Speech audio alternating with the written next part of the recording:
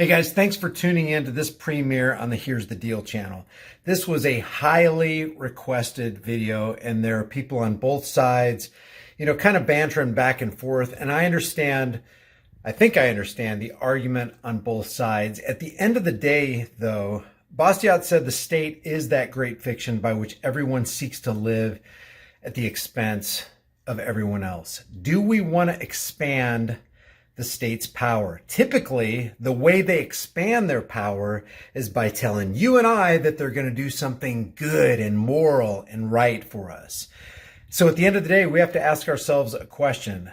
Do we want dangerous freedom or do we want peaceful slavery? If you get something out of these videos, subscribe to this channel, hit the bell notification icon, give it a thumbs up, and share it with everybody you know. Let's get into this video. I highlighted a video back on November 6th, 2021 entitled Auditors Film Their Own Crime and Show the Police. In the original video, which was set to private, but as of the recording of this video is now public, entitled Crumb Together Nazis, the channel Auditors enters the business crumb together cookies and coffee because, as they admit in their video, they got reports that this business owner was chasing people out of their store with a baseball bat. We got reports of this business owner chasing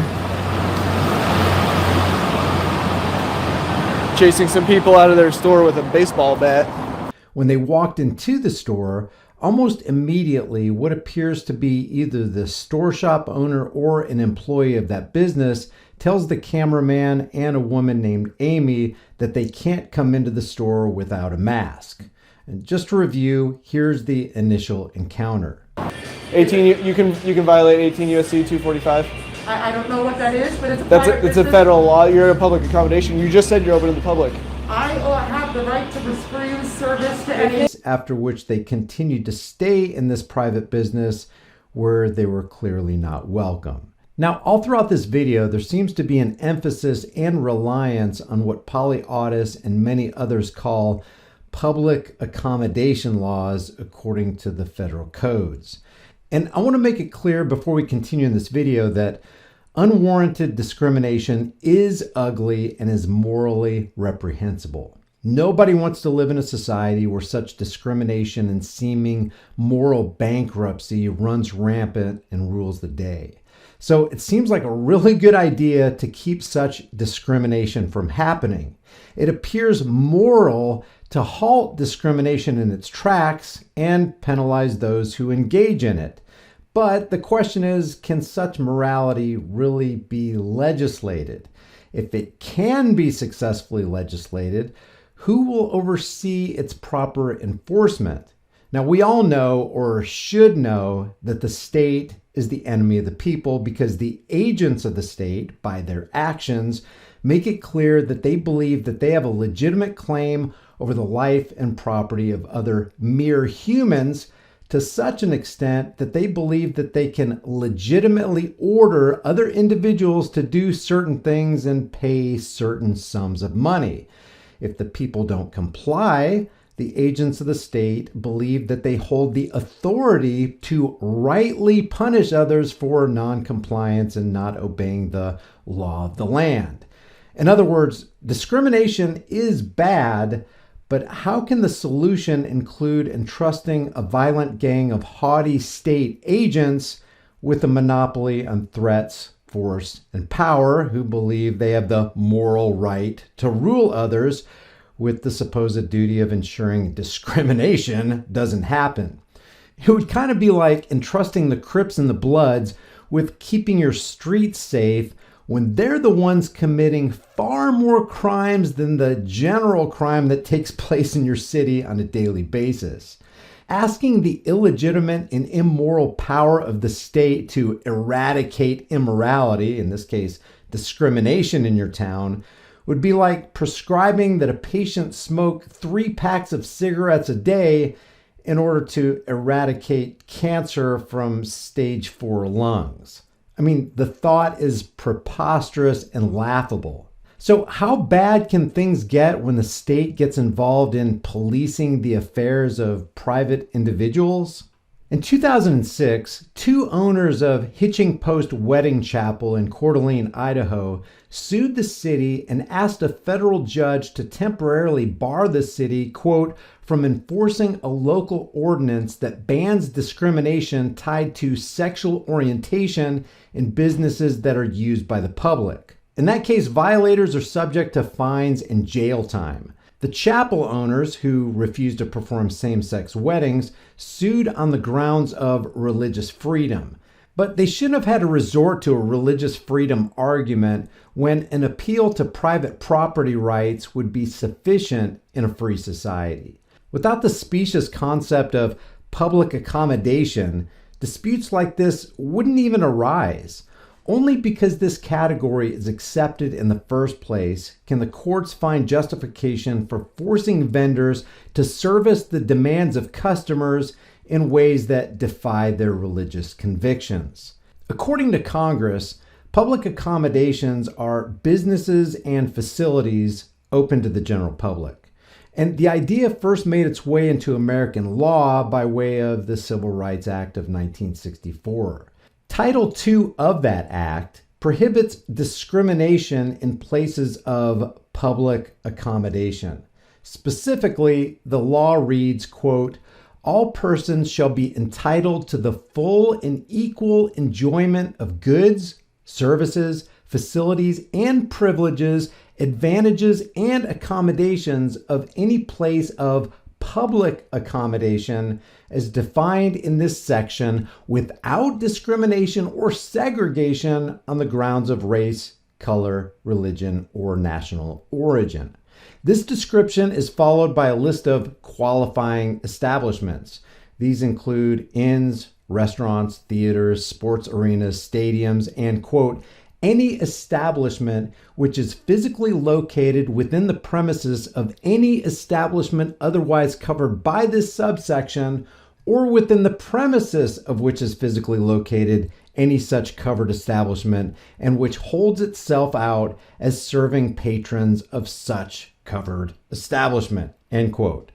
So in the Civil Rights Act of 1964, such establishments are prohibited from discriminating on the basis of race, color, religion, national origin, disability, gender, or sexual orientation, allegedly on account of their being open to the public and thus public accommodations.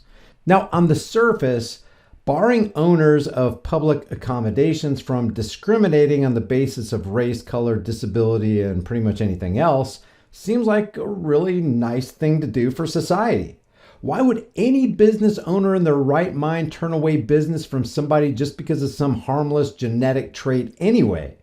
But this type of mandate has some serious problems if you really think about it. First, by defining certain businesses as places of public accommodation, the Civil Rights Act of 1964 turned the force of law into a mechanism for social engineering. The act is based on the premise that discriminating on the basis of race is wrong, and it utilizes the force of law to make business owners behave in accordance with the state's moral dictate. The only problem is law is not supposed to engineer social behavior. If this were not so, being mean, rude, hateful, inconsiderate, unpunctual, selfish, and or being a bad parent, among many, many other things, should also be illegal in places deemed public accommodations. But here's the deal. We don't all have the same positive right to be loved, appreciated, surrounded by selfless people, or have great parents in public places. Here's the logic trail in all this. Genuine rights only dictate what others cannot do to us, not what others should do for us. But public accommodation and the Civil Rights Act pervert this framework and say that business owners must serve everyone, regardless of their religious convictions, and thereby create a positive right to be served at any store open to the public. Stores that wouldn't exist at all had the owner not invested his own capital toward its creation. And the second thing is, The right to be serviced at any place of public accommodation has unenforceable and awkward implications. This is because inherent in the demand for service has to be the demand for quality commensurate with what other customers received. If Hitching Post Wedding Chapel must marry same-sex couples, is it not also implied that its ministers marry the couple with the same attention and quality with which they marry other couples? But the obvious problem is that quality is subjective. While the same-sex couple may not be happy with the outcome and allege that the chapel did a subpar job because of their moral qualms with homosexual marriage, the chapel's owners can just as easily allege that they did the best job possible. So who's to determine whether the wedding or whatever relevant product or service is of equal quality to others that the chapel has supplied? Are judges and juries now supposed to decide whether one product or service is of equal quality to every other product or service of equal price? For another more blatant example, consider New Mexico photographer Elaine Huguenin. In 2008, Elaine was forced to pay, get this, $6,637.94 in attorney fees to a lesbian couple whose wedding ceremony she refused to photograph. She lost her case on the grounds that her photography business was one of public accommodation and therefore subjected to the non-discrimination clauses in the Civil Rights Act of 1964.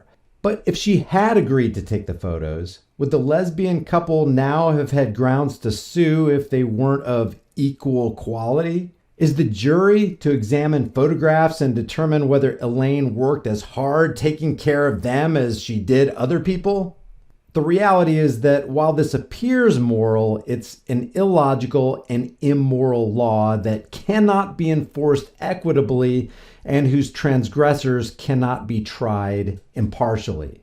And finally, by dictating who business owners must serve, public accommodation, as expressed in the Civil Rights Act, turns business owners into mere managers instead of owners of their respective businesses, legally forbidden from determining for themselves which customers they're going to serve or not serve.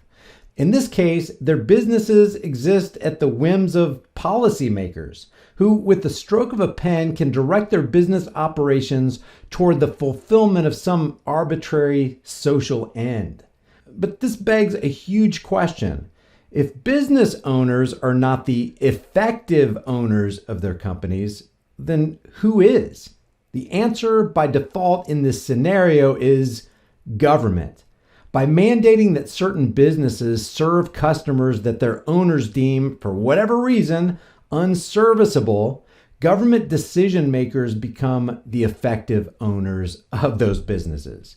According to the Civil Rights Act's logic, it's government, after all, that licensed the business to operate in the first place. Government then should be allowed to determine who can and cannot patronize that business.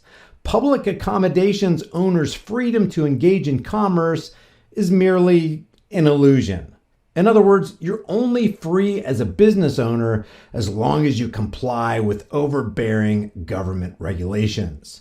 So are we to say that public accommodation laws trump individual rights? And if that's the case, then business owners are not owners at all. They're actually owned and controlled by Big Brother, free only to operate on the terms of the state or be mercilessly punished. Of course, some might object and argue that the law should be a means for elected officials to engineer social behavior, or that freedom to engage in commerce really isn't that important. And if this is where you really stand, then there are some far more serious issues we need to be discussing. Seems like the bottom line to all this is that Auditors channel wanted to enforce an unwilling person to serve them, and they were willing to get the state involved in forcing that. This amounts to nothing more than forcing a business owner, which is nothing more than an individual, to provide you with a good or service against their will. Is it wise or even moral for individuals to rely on state power to step in and legislate morality? Does that ever work? In the history of humanity, has it ever worked? On the other side of it, people argue that since you got a business license and a permit from the government, then you agreed to the public accommodation part of the agreement necessary to obtain that permit. So suck it up. So now the business owner is bound by that agreement and all the terms forever? You can never legalize or legislate morality. And when it's attempted, you end up with catastrophic and tyrannical results. If necessity is the plea for every infringement of human freedoms, can it also be said that equality is the plea for every infringement of human freedoms? Couldn't we also insert public accommodation in there as well? Leave your thoughts about this for the world and the global thought police in the comment section below. All the links will be in the description and in the pinned comment. Guys, thanks for watching this premiered video. Remember, before you leave this room, and I really appreciate the fact that you guys took the time to chat live with me down here in the comments in the chat section. But remember, before you leave, if you did get something out of this video, or you feel like somebody else could benefit by listening to this information, don't forget to hit that like button. Do it right now or you'll forget.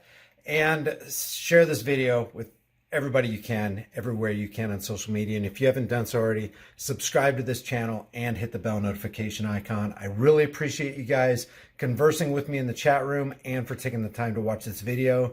I'll see you guys in the next one.